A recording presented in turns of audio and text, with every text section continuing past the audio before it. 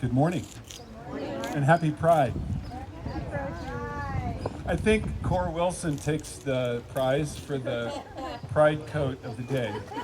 But, but there are those of us whose only pride colors are actually our Falcon Heights t-shirt, and I forgot to wear mine this morning. So we're focusing this morning on loving our neighbors as ourselves. And I want you to remember that no matter who you are or where you are on life's journey, you are welcome here. We have all new texts set to familiar tunes. These are all from a new hymnal from the Hymn Society of America that it's actually a PDF collection circulated electronically of hymns for the Holy Other.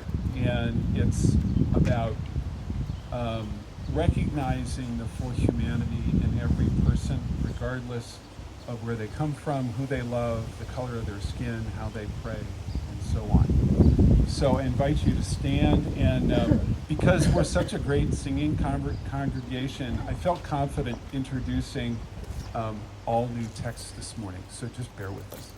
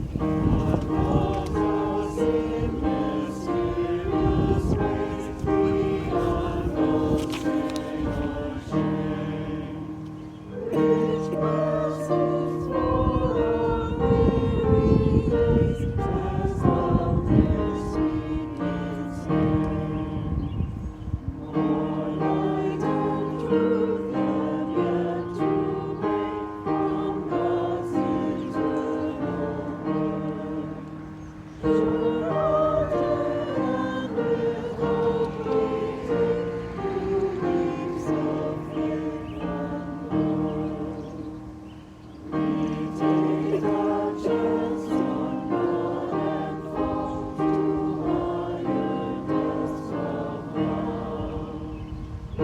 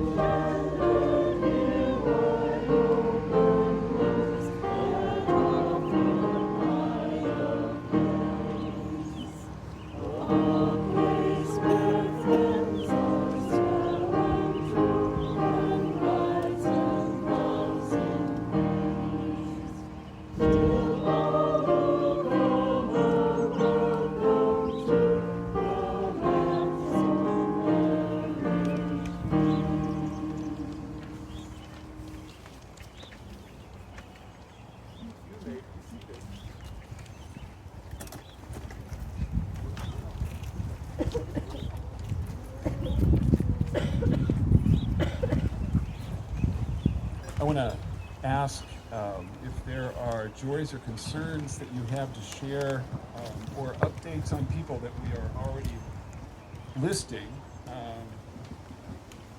on the current list. Do you have joys or concerns? I know it's windy.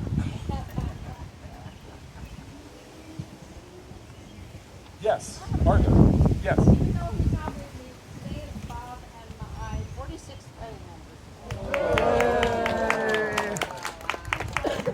Wonderful.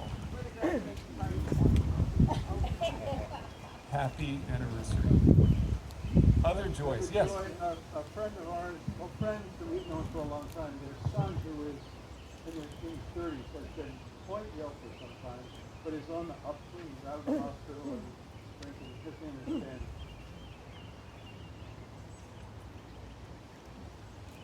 We had our 55th anniversary about 2 weeks ago. So a 46th and a 55th. Wow. Yes, Julie. Celebrating his 87th birthday on July 3rd. We had a little party coming up. All these milestones. Happy birthday. I found out this morning he was taking a walk today. He's back in the hospital because of neuro oxygen. He's had so many health problems. He just had surgery for a total hip replacement, but he's not doing all that well at all. Okay. Well, her name is Mushy. Mushy? But, well, it's Ashley. Or Shield when he's home. Okay.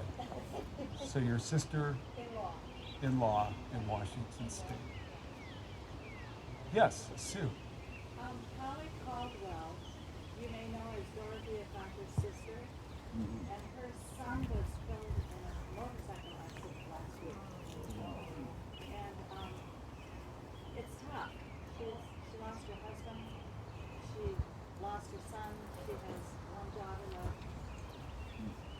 She is happy to have a sister-in-law. But he was in a motorcycle accident and was not wearing a helmet. It was 2 in the morning.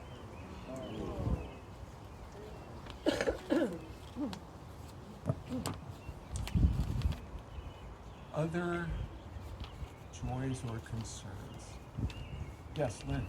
Hi. I don't know if you already announced that earlier, but we're going to get an hospital back at perspective safety.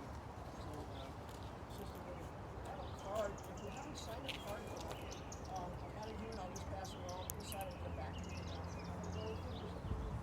So she would okay. Oh, Marilyn Smith. Marilyn Smith was in the hospital. We thought she maybe had a stroke. We're not sure it's a stroke. It might be Bell's palsy, but it's unknown right now. So, But you said she's back at New Perspectives where she normally lives. we're back there. Of course, it's been a week. So I'll just report out and send them out the other side.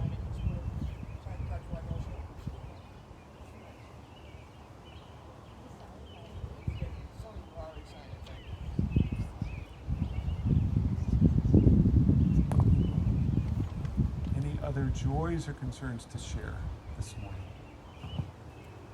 It's so good to see you all. It's good to gather, and I'm glad we have the patio because it can be intimate. Let's just take a moment and listen to all of the sounds around us. Close our eyes, feel the breeze and the sun.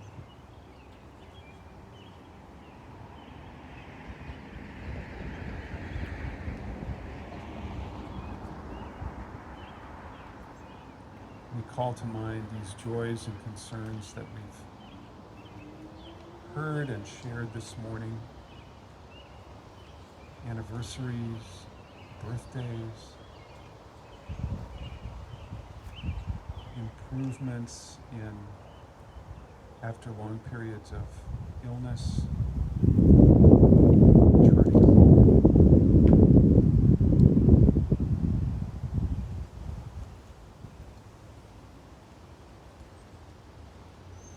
We give thanks for God sustaining us through this time of challenge and uncertainty the last 2.5 years.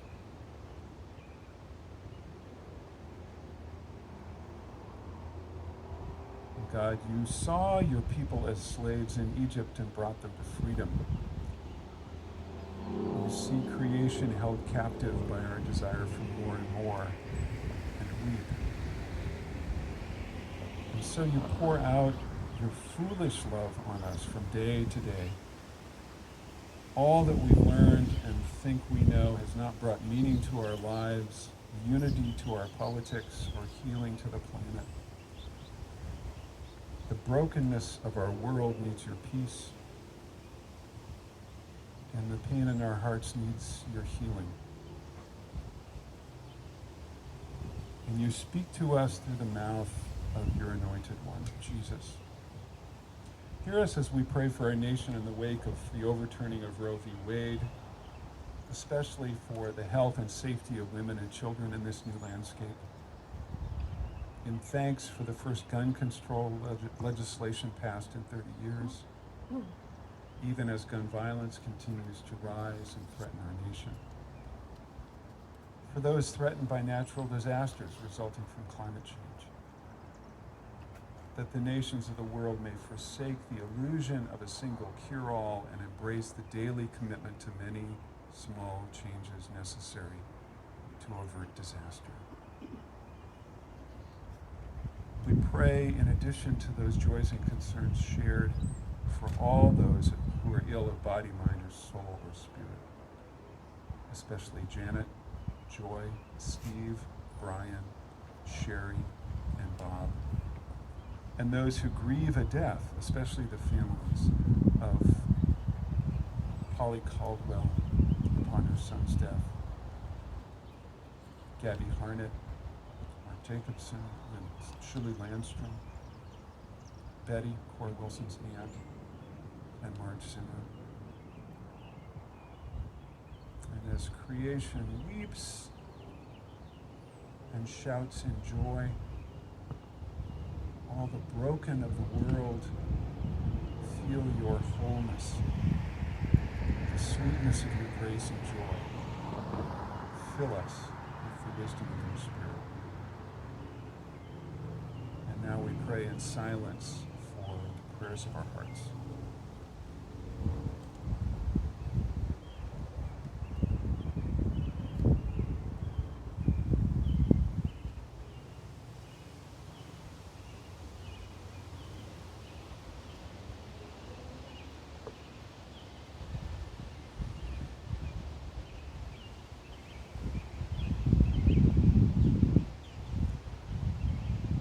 Our Father, Mother, who art in heaven, hallowed be thy name. Thy kingdom come, thy will be done, on earth as it is in heaven. Give us this day our daily bread, and forgive us our debts as we forgive our debtors. And lead us not into temptation, but deliver us from evil. For thine is the kingdom, the power, and the glory forever.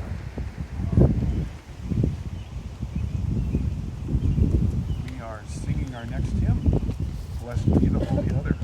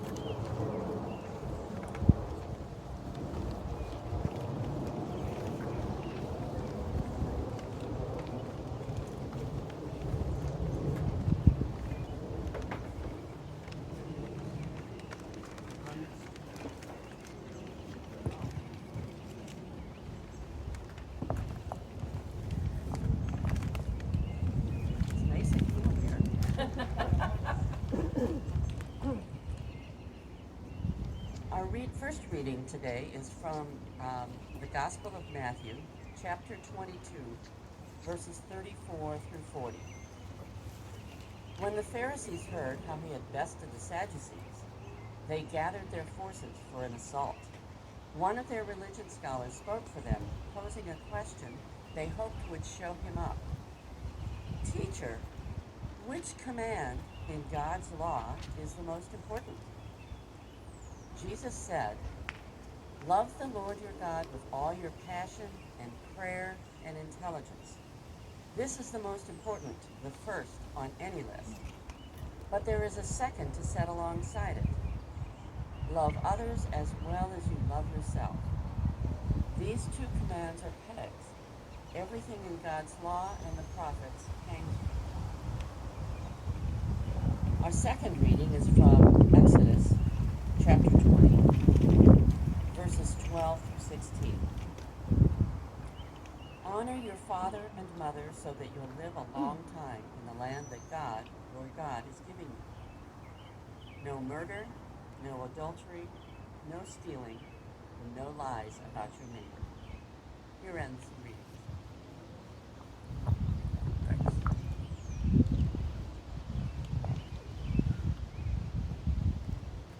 So, because this microphone actually works a lot better than the other, Katie and I are going to pass it back and forth.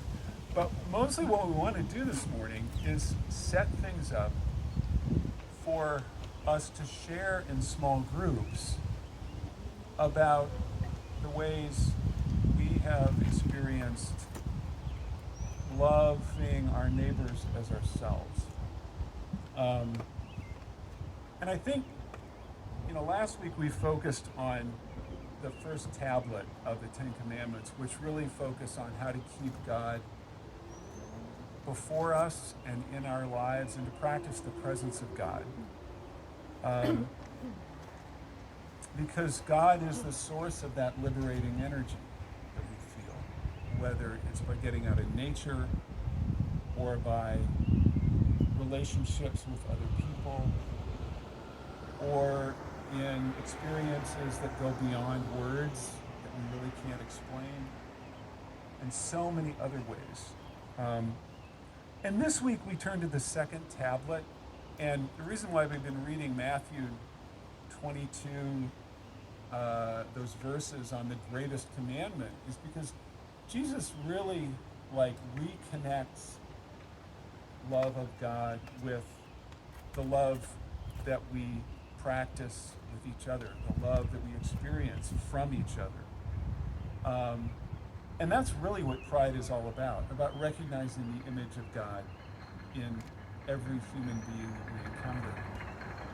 And I would say especially those that we find it difficult to discern the presence of God in. So Jesus connects neighbor love with true self-love, which is a pretty remarkable thing. I think one of the things that it's taken me a long time to learn, and I don't know if this is because I was just sort of born broken or I'm a recovering addict or something like that, but learning self-care, learning how to be an adult and take care of myself so that I can show up in the lives of others and be in good shape. I think that's kind of the basis of the sharing that Katie and I want to do, and to set us up to talk about self-care as a way to value God's creation, because each of us is a child of God, and yet we shy away from, in a sense, recognizing how important it is to tend to our needs. We tend to put other people first, and I think that's great. But if I'm a mess, I'm not much help to anybody else, and neither are you. And so the point of the neighbor commands is that Jesus connects with loving ourselves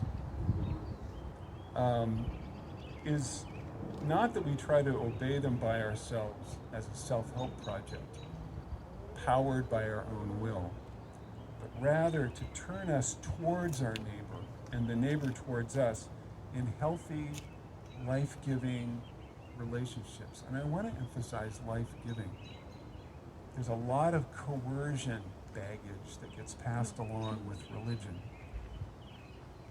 And yet, God is not about any of that, especially in the words of Jesus, but even the meaning behind the commandments. As we've shared the last 2 weeks, these are not 10 laws that you follow in order to gain God's favor or even to improve your life. These are a description of how we tend to the relationships that we have with God and other people. And that includes the relationship that we have with ourselves. And Katie and I have learned a lot from just the notion of pride and the gay pride, LGBTQ pride movement, and from the people that we know who have struggled with how to care for themselves. And I'm going to pass the mic to Katie right now to kind of lead it off on the sharing, and then talk a little bit about what I've learned from our eldest, our daughter. So let me know if you're unable to hear me. I'm gonna put my phone down here and my sunglasses. Please remind me not to step on them and break them. So for me, I just had a couple reflections about loving oneself and caring for oneself. And this week, it's been an interesting week for me. I think the first one that I'm going to share with you came from when I was about 22. So it seems like a really long time ago. I was just started in youth ministry, and I was working with this pastor, and I should tell you a little bit about my family history. So my mom would take care of everybody. She was the massive caretaker. We would take care of my great aunt. We would take care of, when my dad was sick, she would take care of him, and that was her kind of role. And so I was taught personally just to keep caring for other people. And so when I was in this ministry setting, I was sitting with the pastor, and we were talking about something, and then somehow the conversation turned, and we started to talk about self-care. And this was a completely novel idea to me. I looked at him and I said, no, but you can't. That's selfish. That's selfish to take time for yourself. And he kept talking to me, and I didn't seem to get it. So he kind of said to me, well, think about it this way. If you don't have food, will you be able to pay attention in school? I said, well, no. And so he said, right, so you eat so that you can pay attention and you can be present in your classes. It's the same way when you're with other people. You need to take time for yourself and slow down, and that's when you can be really present with others. And fill yourself up first, and that's where there's life-giving, and then it's kind of love that flows out of that. And so that's my first reflection and my first lesson in self-care. And I would say the other piece is kind of being true to yourself and also living out of that. And sometimes the most loving thing to do is to say, no, I can't do this. And one of the things that I love, one of my colleagues says this all the time. She says the greatest spiritual practice is saying no. Because that's the way that you can kind of have boundaries and really grow and really be able to do things that are life-giving and be present to people. And with that, on Pride Sunday, I would say in my life, when I think and I reflect, that parts of you, as a queer person, as somebody who has been forced to live closeted a lot of the time, due to I guess family expectations, if you will, and realizing that parts of me died because I wasn't So just being really vulnerable with all of you today, and then saying, I can't do that anymore, you know? Like, this is who I am, and living out of that, and finding those things that are life-giving. And so, like, sometimes we need to, like, come out to ourselves, and it might not be being queer, but it might be something else. And saying, this is how I need to care for myself, so that I can care for others and be in community and love my neighbor.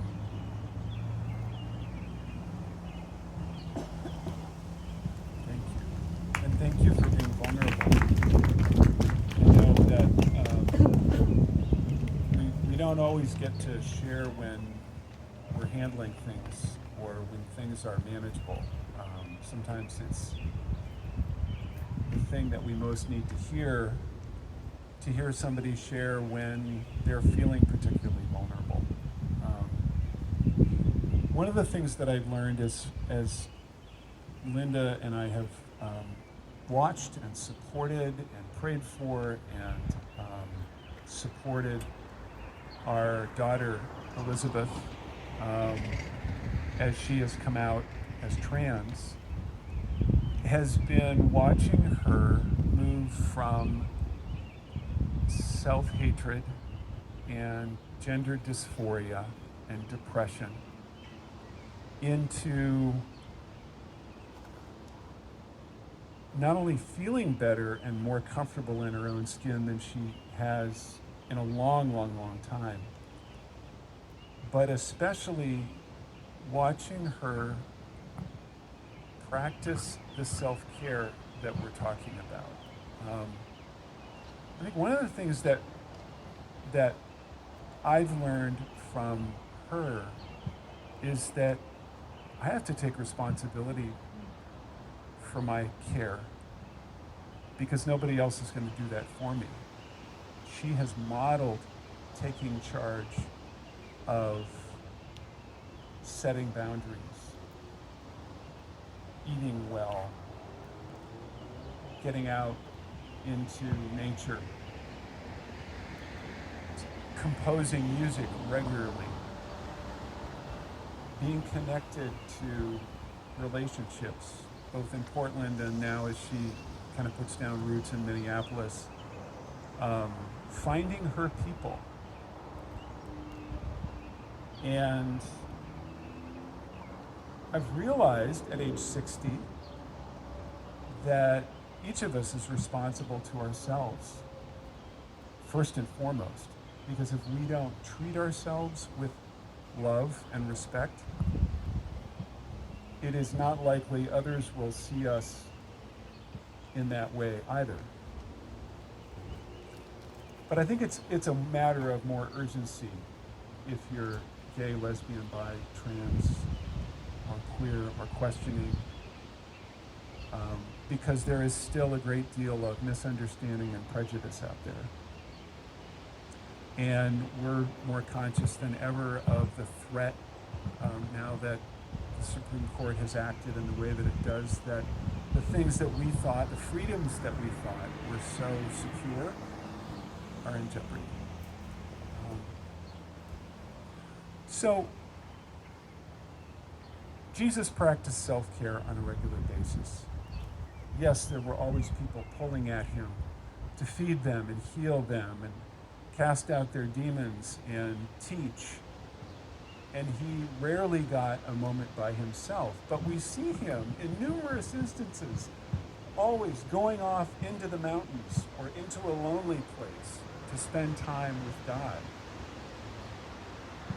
I think churches in the United States, at least, and in the Protestant tradition, tend to favor extroverts. Introverts, we don't always know what to do with them.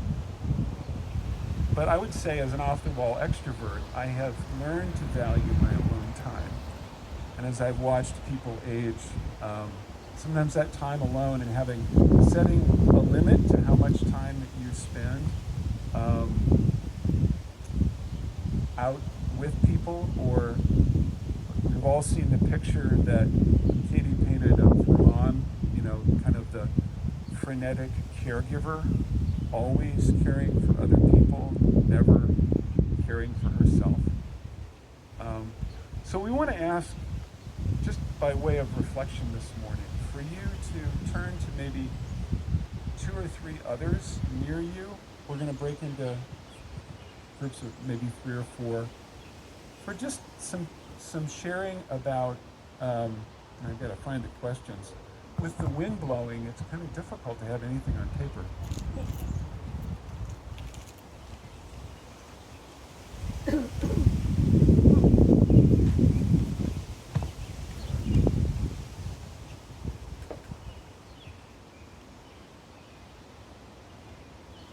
So, any of these questions, how does your self-care shape who you are in community with other people?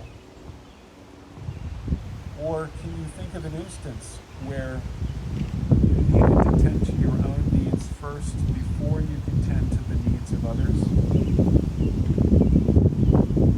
And then, how are self-care and coming out linked for you, either in your own experience or the life of another that you know well? And then it's always on the table that you can share about anything else that's relevant this morning or any need that you have, because we're here to be here for each other. Okay, on 3, I'm going to invite you to turn your chairs to 2 or 3 others and share for a few minutes. 1, 2, 3.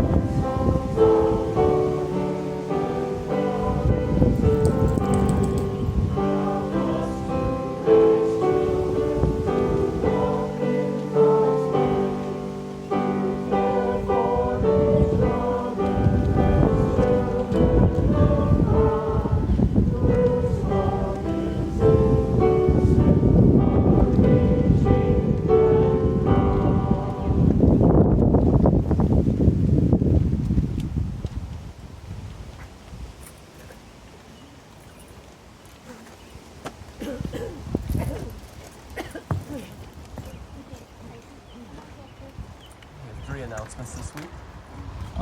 First off, the second little fresh and free market of the summer is Wednesday.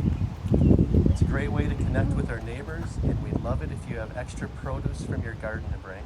Talk to Sarah Wright, somewhere over here. Sarah, there you are, for more information. Secondly, readers and musicians are needed this summer for worship. Talk to Katie, Adam, or me to find out more, or just go to the links in the tab and sign up. Lastly, our beloved and multi-talented office manager, humbly sitting in the back, Shannon Kaiser, is leaving us on July 14th. She's going to attend to some health issues, and we will miss her. Watch the tab for news of a farewell next week. And would it be okay if we give her a round of applause for everything she's done?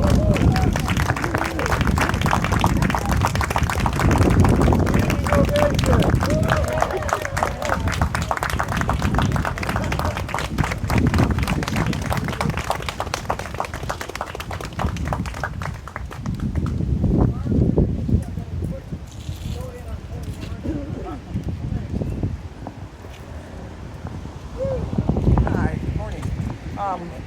Just a quick update on Holy Hammers. I was out at the build on Friday just to see how they're coming. Gosh, lots of progress being made, and we have all this next week, starting tomorrow, Women's Build Week. We are really shorthanded on women to come to that build on Thursday. There's only 5 signed up now from the other churches. So if you're so inclined and want to have a fun day with all the other gals, just go ahead. For those of you that don't know how to sign up, you can certainly see me after church. And then we'll be winding up with that build completely with Holy Hammers by the 3rd week in July completely. So some other group will probably step in at that point. But Holy Hammers will be done for this year with the actual build.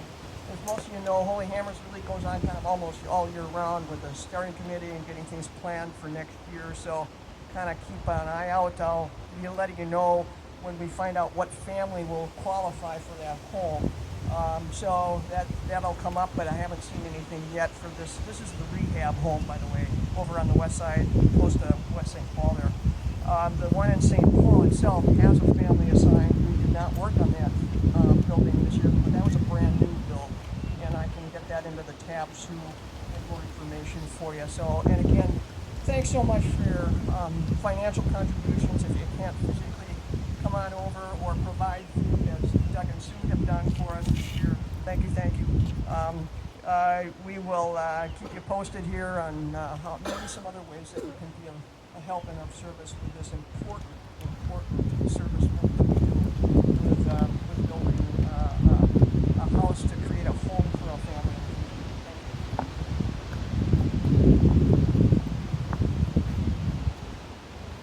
So let's stand, and since all of us are holding our song sheets and bulletins so they don't blow away, let's raise one hand in mutual blessing this morning. And I want you to take a moment as the wind blows and the sun shines, just to look around the circle this morning at God's creations, at the trees that surround us, also God's creations, at our animal guest, God's creation,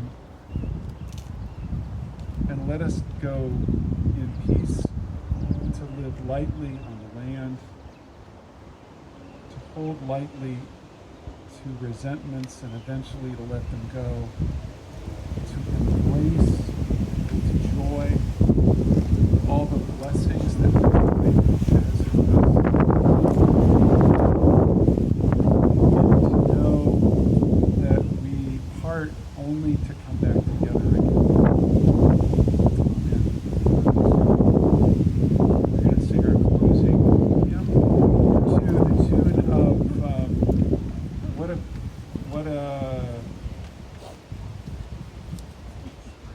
yeah, it's da da da da da da da. No.